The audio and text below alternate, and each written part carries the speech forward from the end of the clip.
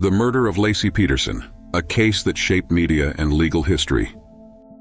Laci Peterson was a 27-year-old woman from Modesto, California, who was 8 months pregnant with her first child, a boy she planned to name Connor. She disappeared on December 24, 2002, under suspicious circumstances.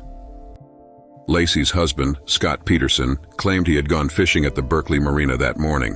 When he returned home, Laci was missing. A large-scale search effort ensued, involving the police, volunteers, and media. The case became national news due to the mystery surrounding Laci's disappearance and the fact that she was pregnant. As the investigation progressed, Scott Peterson became a suspect due to his behavior and inconsistencies in his statements. It was revealed that he was having an extramarital affair with a woman named Amber Frey, who cooperated with police after learning about Laci's disappearance. Amber provided recordings of Scott claiming he had lost his wife before Laci was reported missing. In April 2003, the remains of a woman and a fetus were found on the shores of San Francisco Bay, near where Scott claimed he had been fishing. DNA testing confirmed that the bodies were Laci and her unborn son, Connor.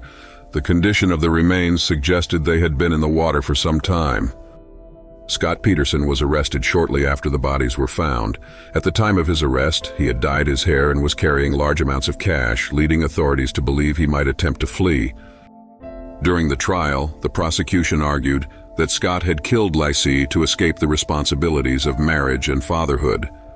The defense claimed there was no direct evidence linking Scott to the murders and suggested an unknown perpetrator could have been responsible.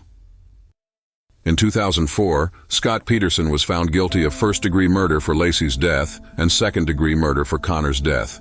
He was sentenced to death. As of 2025, he remains incarcerated, although his death sentence was overturned in 2020, and he is now serving life in prison without parole. The case had a significant cultural impact, influencing media coverage of high-profile crimes and raising awareness about violence against pregnant women. It also led to the passage of the Unborn Victims of Violence Act, Laci and Connor's Law, which recognizes unborn children as legal victims if they are injured or killed during the commission of certain federal crimes.